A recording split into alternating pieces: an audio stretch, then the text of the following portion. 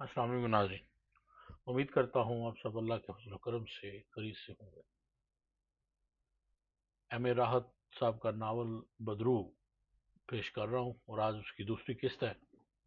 हवेली में मेरा एक दोस्त भी काम करता था, बस हवेली के छोटे मोटे अमूर की देखभाल करता था। फयाज नाम था। मैंने सोचा कि फयाज से इस मौजू पर बात की जाए कि रात को कोई मेहमान आया था, नहीं आया है तो कौन है और कहाँ से आया है।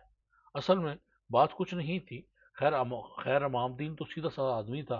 ये पुराने टाइप के लोग ऐसे किस्से कहानियां सुनाते ही रहते हैं और ये भी सुने सुनाए किस्से सुनाते हैं। ये अलग बात है कि उनमें ज़िंदगी पैदा करने के लिए उन्हें अपने आप से मंसूब कर देते हैं। मैंने तो कभी ऐसी चुड़ैल ना देखी थी, ना उसके बारे में कुछ सुना था। लेकिन फयाज से मालूमात तो की जाए कि आने वाला मेहमान कौन था। वो हसीन आंखें न जाने क्यों मेरे दिल पर नक्श हो गई थी, या फिर ये हुआ था कि आलम ख्वाब में जागा था और जाकर ये सारा माहौल देखा था। और ख्वाबों का जहाँ तक ताल्लुक है तो ये समझ लिया जाए तो गलत ना होगा कि मैंने ख्वाब देखने के अलावा और किया ही क्या है। खैर, मैं हवेली तारेली गया, लेकिन वहां मैंने अजीब व गरीब हंगामा देखा। भाग दौड़ हो रही थी और अंदर से रोडने पीटने की आवाजें आ रही थी। मेरा दिल बुरी तरह धड़क उठा। अंदर की भागदौड़ कुछ समझ में नहीं आ रही थी, लेकिन फिर मुझे फयाज नजर आ गया, उदास और अफसोसदा। आहिस्ता सा चला आ रहा था। करीब पहुंचा तो मैंने उसे आवाज दी। फयाज मेरे करीब आ गया। क्या हो गया फयाज, अंदर कोई गड़बड़ वगैरह है क्या? यार कोई ऐसी वैसी गड़बड़ है, एक अजीब हादसा हो गया है, कोई बात समझ नहीं आ रही। क्यों, खैरियत, क्या हादसा हुआ है? वो अकराम मियाँ के बारे में तो तुम जानते होगे, तारे अली के सबसे छोटे साहबजादे, जिनकी शादी अभी कोई 2 महीने पहले हुई थी। हाँ, बिल्कुल बिल्कुल। उनकी बीवी बड़ी खूबसूरत थी, मगर रात उसे किसी ने कत्ल कर दिया, फयाज ने कहा। और एक बार फिर मेरे सीने पर एक घोंसा सा पड़ा। कत्ल? हाँ। कब और कैसे? पता नहीं, मगर पूरी हवेली में कुराम मचा हुआ है। जानते हो किस तरह कत्ल किया गया? मैं भला किस तरह जान सकता हूँ। एक पुराना कमरा है, उसमें छत में कुंडा लटका हुआ है। कमरा ज्यादा इस्तेमाल में नहीं रहता और ऐसे ही पड़ा हुआ है। दुल्हन बीवी, मेरा मतलब है अकरम मियाँ की दुल्हन के दोनों पाँव रस्सी में बंधे हुए थे। उनके बदन पर लिबास का तार भी नहीं था और वो उस कुंडे से उल्टी लटकी हुई थी। उनके बाल जमीन तक आ रहे थे और उनकी गर्दन कटी हुई थी। मगर हैरत की बात यह है कि खून का एक कतरा भी जमीन पर नहीं था। किसी तंदुरुस्त बंदे की गर्दन काट दी जाए तो खून का दरिया बह जाता है, मगर दुल्हन बेगम के खून का कोई पता नहीं चल सका कि गया कहाँ। एक कतरा जमीन पर नहीं है और खून का एक कतरा भी उनके बदन में नहीं है। ऐसा लगता है किसने गर्दन काट कर उनका खून या तो पी लिया या किसी बर्तन में भरकर रफू चक्कर हो गया। बताओ, ऐसी मौत देखी या सुनी है तुमने? फयाज ने कहा। लेकिन मेरे होशो आवाज उड़ गए थे। मुझे रात के वाकयात याद आ रहे थे और मेरे बदन में सर्दी की लहर दौड़ रही थी। इंतहाई सनसनीखेज खबर थी ये, और मेरी समझ में नहीं आ रहा था कि मैं क्या करूं। फयाज को इन वाकयात के बारे में तो कुछ नहीं बता सकता था जो रात को मेरे साथ पेश आए थे। और ये वाकया कल रात को पेश आया था, और कल रात ही को चाचा अवामुद्दीन ने उस औरत को हवेली तहरीरी छोड़ा था।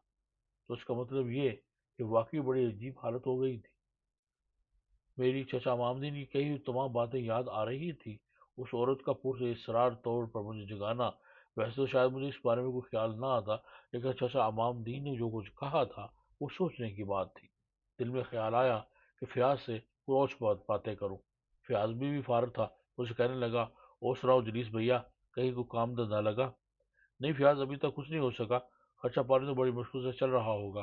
क्या बताऊं फयाज, बाज़ औक़ात इंसान को अगर कभी अच्छे दोस्त मिल जाते हैं तो वो भी उसके लिए मुसीबत ही बन जाते हैं। क्या मतलब? रेलवे स्टेशन पर रहता हूँ, वहीं सोता हूँ। हाँ, ये बात तो मुझे मालूम है।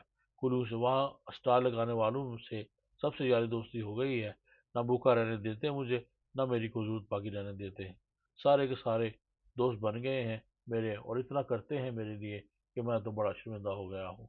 फयाज एक लम्हा के लिए खामोश हो गया, फिर बोला, छोटा मुंह बड़ी बात भैया, बस कुछ कहने को दिल चाहता है, कहो। मैंने फयाज से कहा, देखो जवान आदमी हो, मजबूत हाथ पाँव हैं।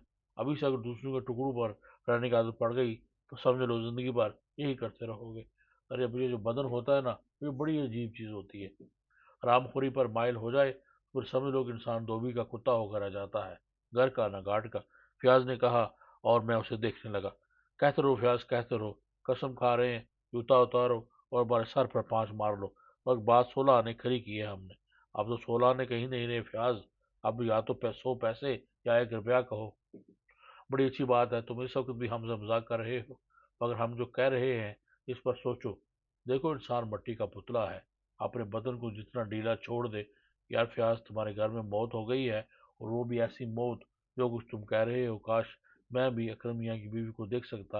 ایسا کیسے ہو سکتا تم نے دیکھی ہے اپنی آنکھوں سے اس کی لاش؟ نہیں ہم نے تو نہیں دیکھی، پر سارے کے سارے یہی بات کہہ رہے ہیں، جو نہیں کہہ رہے وہ ہم نے تمہیں بتا دیا۔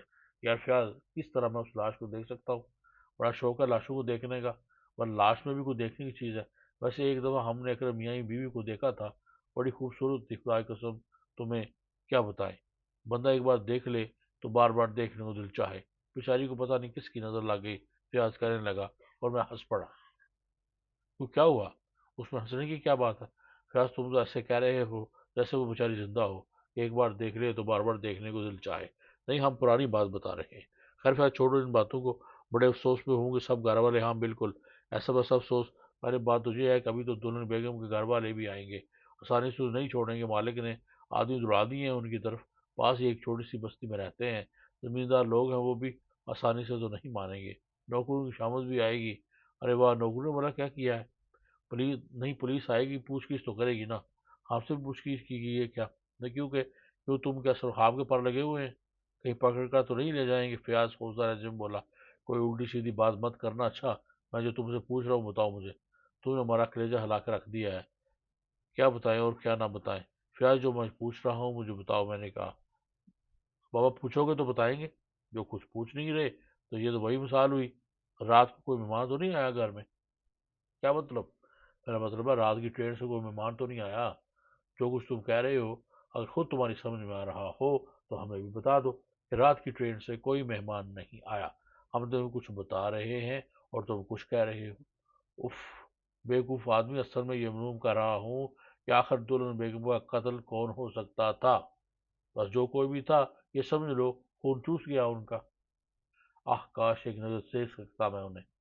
تمہیں آخر اتنی بے چینی کیوں ہو رہی ہے؟ یار بات ہی ایسی ہے، جو کچھ تم بتا رہے ہو ایسا کبھی ہوتا ہے؟ بھلا کیسے ممکن ہے یہ کہ قتل کر کے وہ کسی کو الٹا لٹکا دے؟ اس وقت سارے لوگ کہاں گئے تھے؟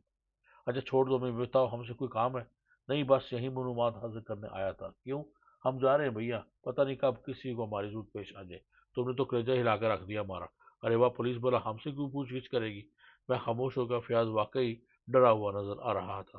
اب میں اس سے کیا پوچھتا؟ پھر بہرحال وہ گھر کا نوکر تھا، کیسے بتا سکتا تھا مجھے کہ کوئی مہمان آیا ہے یا نہیں؟ دوسری بات یہ کہ اگر کوئی ایسا مسئلہ ہے بھی تو بھی ایسے معاملے میں زیادہ ٹانگ اڑانا خطرناک ہو سکتا ہے۔ ہم تو ویسے ہی بے سہارا آدمی تھے، کوئی گڑبڑ بھی ہو سکتی ہے، اگر زیادہ چھان بین کی فیاض کو تو پولیس کی بات کہہ دی تھی، لیکن اپنی ٹانگ پھنسانا بھی تو خطرناک ہو سکتا ہے، چنانچہ بہتر ہے کہ خاموشی اختیار کر لی جائے۔ بس کچھ سمجھ میں نہیں آ رہا تھا، ایسے افسوس ہو رہا تھا، حالانکہ میں نے اس عورت کو دیکھا بھی نہیں تھا جس کے ساتھ یہ سلوک ہوا تھا۔ اور پھر اچانک ہی مجھے چچا امام الدین یاد آئے اور میں وہاں سے واپس چل پڑا۔ چچا امام الدین کو تلاش کرنے میں وہاں کیا دقت ہو سکتی تھی؟ زیادہ سے زیادہ کوئی سواری چھوڑنے چلے گئے ہوں گے، اور اس کے بعد واپس آ کر پھر ریلوے اسٹیشن پر پہنچ گئے۔ میں ان کے پاس پہنچا تو وہ معمول کے مطابق تانگے میں بیٹھے ہوئے اونگ رہے تھے۔ مجھے دیکھا چونکے اور میں ان کے پاس پہنچ گیا۔ چچا امام الدین، دن میں کتنے گھنٹے سوتے ہو تم؟ دن میں کون سوتا ہے بھیا؟ تم کیا مطلب کیا ہے؟ نہیں میرا مطلب یہ ہے کہ میں رات میں سوتے ہوتا ہوں، دن میں بھی۔ شاہ آمدی خیر پھر بولے، مذاق اڑا رہے ہو بیٹا، پڑھے لکھے ہو کر مذاق اڑا رہے ہو؟ لیجئے، اس میں مذاق کی کیا بات ہے؟ اصل میں یہ عمر جو ہوتی ہے نا کم وقت، بڑی ظالم چیز ہوتی ہے۔ پہلے تو انسان یہ ماننے پر تیار ہی نہیں ہوتا کہ بوڑھا ہو گیا ہے، مان لیا تو سمجھ لو گیا، پھر بدن کہتا ہے کہ آرام کرو، آرام کرنے والا کوئی ہو تو بندہ آرام بھی کرے، محنت نہ کرے تو روٹی ملنا بھی بند ہو جائے گی، اس کے بعد پورا بدن ہی اونگتا ہے، اور ہم کیا اونگتے ہیں؟ خیر چچا امام الدین، ایک بات کہوں آپ سے، بڑی عجیب بات ہے، اور آپ بھی اس کی صحیح خبر دے سکیں گے مجھے۔ کہو کیا ہو چچا امام الدین، آپ نے مجھ سے زیادہ رات کی بات کا تذکرہ کیا تھا، کون سی بات کا؟ وہی جو آپ کا گھوڑا ڈر رہا تھا۔ ہماری معلومات تم سے بہت زیادہ ہے، تیر ویلی گئے تھے کیا؟ ہاں وہیں سے تو آ رہا ہوں، کوئی بات تو نہیں پتہ چلی؟ کون بی بی تھی وہ ویسے غلط فہمی بھی ہو سکتی ہے ہمیں، پر ایسے बस घोड़ा डर रहा था ससुरा, इसलिए हम जरा सोच रहे थे। चाचा अमानुद्दीन, हवेली में एक अजीब वाकया हो गया है। अमानुद्दीन चौंक कर बोला, हाँ, क्या हुआ? चाचा, वो इकराम मियाँ के जानते हैं ना आप, ताहिर अली के सबसे छोटे बेटे ना। हाँ, क्यों नहीं जानते? वैसे ताहिर अली के सारे बच्चे अच्छे हैं, खुद ताहिर अली कौन से बुरे हैं? इतनी बड़ी हैसियत, इतने बड़े जमींदार, पर गुरूर नाम की कोई नहीं, इंसान को इंसान समझने वाले, सबसे अच्छी तरह मिलने वाले। तो फिर अकरम को क्या हुआ? क्या आपको मालूम है कि अकरम मियाँ की थोड़ी दिनों पहले शादी हुई थी? हाँ, ज़्यादा दिन नहीं हुए। जैसा मामदीन को अकरम मियाँ की बीवी को किसने कत्ल कर दिया है? तुम्हारा दिमाग खराब हो गया? अभी तो शादी हुई है। हाँ, उसी की बात कर रहा हूँ। अरे बेटा, क्या कह दिया तुमने? वो तो बिल्कुल ये छोटी सी उम्र की लड़की थी। और शहजाद आमदीन, सबसे ज्यादा खौफनाक बात यह है कि उसे कत्ल करके उल्टा लटका दिया गया था, छत के कुंडे में बांध दिया गया था, और उसकी गर्दन काट दी गई थी। और और मगर जिस कमरे में उसकी लाश लटकी हुई मिली है, उसके पास ना तो जमीन पर खून का एक धब्बा है, और ना उस लड़की की लाश में। मतलब ये कि उसके बदन में खून का कोई कतरा ही नहीं है। ऐसा लगता है जैसे पहले उसका खून पिया और फिर गर्दन काट दी, या गर्दन काट के सारा खून किसी बर्तन में जमा कर लिया और उसके बाद गायब हो गया। चचा माउद्दीन के चेहरे पर दहशत के नकूश नमूदार हो गए। वो फटी फटी आंखों से मेरी सूरत देखते रहे, फिर बोले, बेटा, अगर मजाक कर रहे हो तो अल्लाह के वास्ते ऐसा मजाक इसके बाद और इससे न करना। क्या समझे? पहली बात तो ये कि वो लड़की जहाँ से हमने देखा है, अरे कोई गरीब हो या अमीर, कौन सी कुछ मांगने मर जाता है?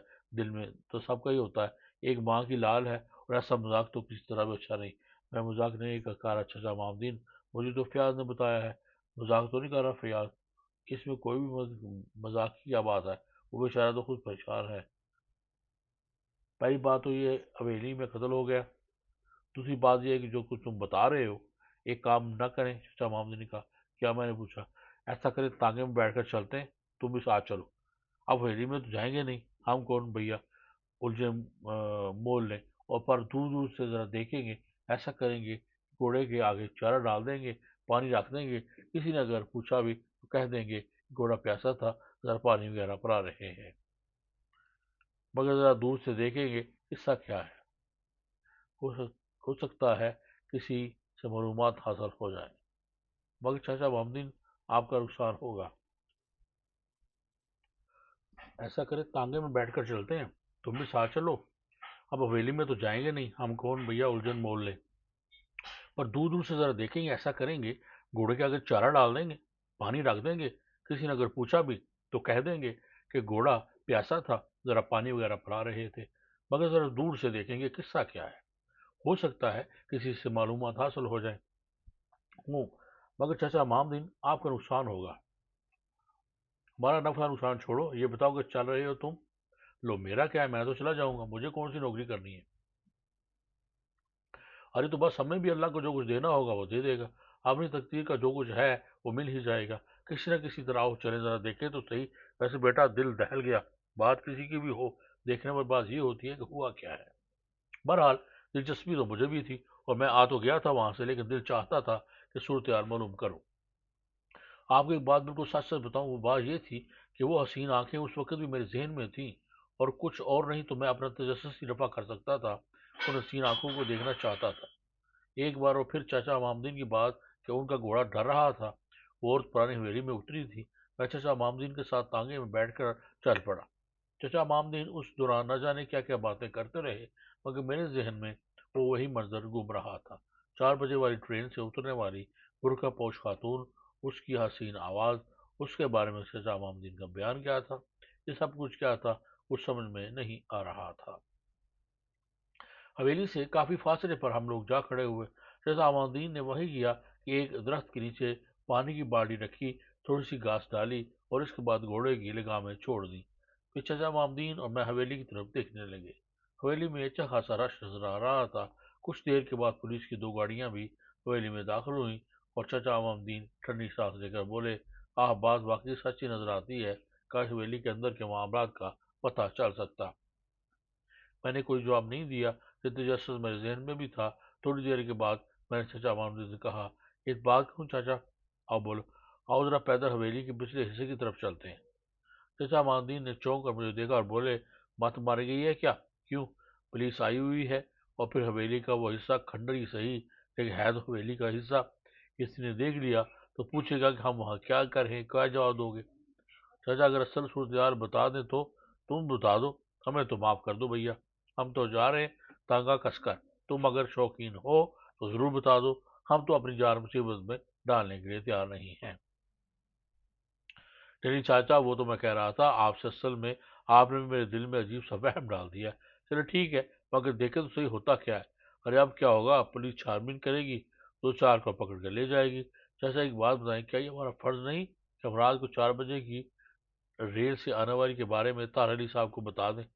دیکھو ہم بتا دیں گے، مگر پہلی بات تو یہ ہے کہ جو کچھ ہم کہیں گے اس پر کوئی یقین نہیں کرے گا، پھر لوگ یہ سوچیں گے کہ ہم اکثر ایسی کہانی کیوں سنا رہے ہیں، کیا سمجھے؟ اور اس کے بعد اگر پولیس کے کانوں تک بات پہنچ گئی تب پولیس ہمیں بلائے گی تھانے دار صاحب کو تو کوئی کام ملزم چاہیے ہوگا، ایسا کریں گے کہ وہ پہلے ہم دونوں سے ایک کو الٹا لٹکائیں گے۔ تھانے دار صاحب کو تو کوئی نہ کوئی الزام چاہیے، ملزم چاہیے، ایسا کریں گے پہلے ہم دونوں سے ایک کو الٹا لٹکائیں گے، چھات کے کنڈے سے، پھر کاٹیں گے ہماری گردن، دوسرے سے کہیں گے کہ پی اس کا خون، اور ہم میں سے کسی ایک کا بدن خون سے خالی ہو جائے گا تو کہیں گے دیکھا کیسا قاتل پکڑا، قاتل ہے۔ چاچا مامدین نے ایسے انداز میں یہ ساری بات کہی کہ بے اختیار میں ہنس پڑا۔ آپ تو پورے مرسم ہے چاچا مامدین۔ وہ کیا ہوتا ہے؟ مامدین نے حیرت سے پوچھا۔ پوری کہانی لکھ ڈالی آپ نے، بھیا تجربے کی بات کہہ رہے ہیں، جو کہہ رہے ہیں نا وہ غلط ثابت ہو جائے تو مامدین کی گردن کاٹ دینا تم ایسے ہی۔ چلے چھوڑیے، اللہ مالک کا دیکھا جائے گا، ویسے افسوس ضرور ہوا مجھے۔ بہرحال ہم کافی دیر وہاں رکے رہے اور اس کے بعد شاہ مامدین نے کہا چلو اب ریلیں تو نکل گئی ہوں گی، ایک ریل تھوڑی دیر کے بعد آئے گی، ممکن ہے کوئی سواری مل جائے۔ میں نے گردن ہلا دی اور چاچا مامدین کے ساتھ ریلوے اسٹیشن کی جانب چل پڑا، لیکن ذہن میں تجسس تھا اور تجسس کو رفع نہیں کیا جا سکتا تھا۔ بہرحال 3 4 دن تک کوئی بات نہیں ہوئی، بات طاہر علی کی حویلی کی تھی، اور وہ اس اچھی خاصی بڑی بستی میں صرف طاہر علی کی حویلی ہی سب کچھ نہیں تھی، وہ اور بھی بہت کچھ تھا، نہ جانے کہاں کہاں کیا کیا واقعات پیش آ چکے تھے۔ اب یہ تو ہو نہیں سکتا تھا کہ ہر گھر کے بارے میں معلومات حاصل کرتا پھروں، ویسے بہت سی باتیں سوچنے کے لیے تھیں، اور ریلوے کی بینچ پر جب تنہا ہوتا تھا، دور دور تک سناٹا چھا جاتا تھا، تو یہ تمام باتیں میرے ذہن میں آتی تھیں۔ فیاض نے مجھ سے جو کچھ کہا تھا وہ یہ کہ جسم نکارا ہو جاتا ہے اور ہاتھ پاؤں کام کرنا چھوڑ دیتے ہیں اگر انسان کچھ نہ کرے، تو واقعی اب زندگی ایک طرح سے برباد ہی کر رہا تھا میں، لیکن اب کیا کروں؟ یہ بستی، یہ شہر چھوڑ کر کہیں جاؤں، نوکری کی تلاش میں کہیں نکلوں گا تو کیا اس شہر میں، اس بستی میں، اس آبادی کو بھول سکوں گا؟ جن لوگوں سے رابطے قائم ہو گئے ہیں ان سے دامن چھڑا سکوں گا؟ ایک ہی بات ہو سکتی تھی، صرف ایک ہی بات، یہ کہ اپنا رجسٹریشن کرا لوں اور کلی بن جاؤں، کیا حرج ہے، رابطے تو ہوتے ہی رہتے ہیں۔ اور پھر اس سے بہتر بات اور کون سی ہو سکتی ہے کہ میں تو رہتا ہی ریلوے اسٹیشن پر تھا، اور بھی کئی کلی یہاں رہا کرتے تھے، ان کے پاس کوئی نہ کوئی گھر تھا، ایک دو ہی ایسے تھے جو بے گھر ہوں گے۔ میں نے آخر ایک دن اعلان کر دیا کہ میں کلی بننے کے لیے تیار ہوں۔ رجسٹریشن کرنے والا ٹھیکیدار ایک ایسا آدمی تھا جس سے میری بھی شناسائی تھی، وہ کام سرکاری ہوتا ہے اور بلہ اسی سے لینا ہوتا ہے، لیکن بہرحال کام ہو جایا کرتا تھا۔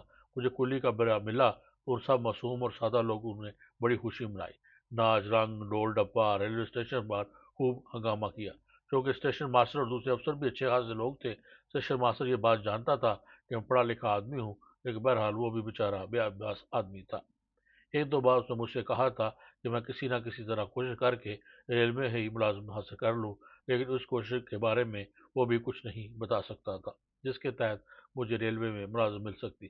چاچی بیچارہ خاموش ہو کر رہ گیا تھا، لیکن اب میرے کلی بر جانے سے وہ خاصا افسردہ نظر آ رہا تھا۔ شام کو مجھ سے ملاقات کر کے بولا، جلیس تم نے اچھا ہی کیا، جسمانی مشقت بھی بری چیز نہیں ہے، دکھ صرف اتنا سا ہے کہ تم مجھ سے زیادہ تعلیم یافتہ ہو، میں تو پھر مضبوط بدن کا مالک ہوں۔ سیشن ماسٹر صاحب بدن رام خوری کا عادی ہو جاتا تو آپ سمجھ لیجیے کہ آپ لوگ ہی مجھ پر تھوکتے، اور کب تک ان کا کھاؤں؟ ہاں یہ تو ٹھیک ہے، پر یہاں بھی زیادہ آمدنی نہیں ہوگی تمہاری۔ جس شخص کی آمدنی ایک پیسہ بھی نہ ہو، جس کے دوست اسے کھلاتے پلاتے ہوں، اسے جو بھی مل جائے گا کم از کم اپنا گزارا تو کر لے گا۔ ہاں رزق دینے والی اللہ کی ذات ہوتی ہے۔ چلو ٹھیک ہے، تم نے اچھا ہی کیا، کیا بات ختم ہو گئی، معمول کے مطابق زندگی گزرنے لگی، لوگوں کا سامان کندھے بغل اور سر پر رکھ کر لے جانا تھا، شروع شروع میں تو مزہ ہی آ گیا تھا، गर्दन की रगें टेढ़ी हो गई थी। ऐसा मालूम होता था कि कद छोटा होता जा रहा है। ऐसा मालूम होता था कि कद छोटा होता जा रहा हो, लेकिन आहिस्ता आहिस्ता आदत बढ़ जाती है और बड़े से बड़ा वक्त टल जाता है। बड़े से बड़ा वक्त टल गया, लेकिन फिर एक दिन फयाज रेलवे स्टेशन आया था किसी को लेने। फिर उसने मुझे देखा, मेरे वजीफा कुल्ली की वर्दी देखकर वो हैरान रह गया था। फिर वो मुस्कुरा कर बोला, तो नौकरी कर ली तुमने? क्यों, क्या हुआ? मैं मुस्कुरा कर बोला, मैं तो तुम्हें पहचान ही नहीं सका था। इसमें तो मेरा कसूर नहीं, हो सकता है तुम्हारी आंखें खराब हों, चश्मा लगवा लो। नहीं, ये बात नहीं है, मगर मिल जाता है कुछ कुली की नौकरी में। उस दिन तुमने मुझे जलील किया था और कहा था कि मेरा बदन आराम हो जाएगा, बस समझ लो उस दिन से दिल को लग गई। मैंने सोचा कुछ ना कुछ तो कर ही लूँ। बड़ा अच्छा किया भैया। कहो रेलवे स्टेशन कैसे आए? हफीज खां के साथ आया हूँ। कौन हफीज खां? ड्राइवर है। कोई काम? हाँ, मालिक के कुछ मेहमान आ रहे हैं, थोड़ी देर के बाद वो ट्रेन आने वाली है ना, उससे आएंगे। वो बस उन्हें लेने के लिए मालिक ने ड्राइवर के साथ भेजा है। अच्छा अच्छा, तुम तो उस दिन के बाद से आई नहीं। लो, क्या आता यार, तुमने खबर ही ऐसी दर्दनाक सुनाई थी, आज तक पता नहीं चल सका भैया। पुलिस सर मार मार कर मर गई। खैर, तार अली साहब ने हम सब की जमानत ले ली थी।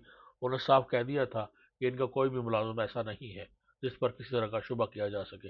लड़की घर वाले भी शरीफ आदमी थे, मगर ना बात उनकी समझ में आई ना किसी और की। अल्लाह ही बेहतर जानता है क्या हुआ था, मगर ऐसी मौत कभी देखी ना सुनी। कुछ पता नहीं चल सका कि बेचारी को किसने मारा और किसने उसका खून चूसा। फियाज, मैं तुमसे वही सवाल करूंगा तो शायद उस दिन किया था। कौन सा सवाल? उस रात हवेली में कोई नया मेहमान आया था?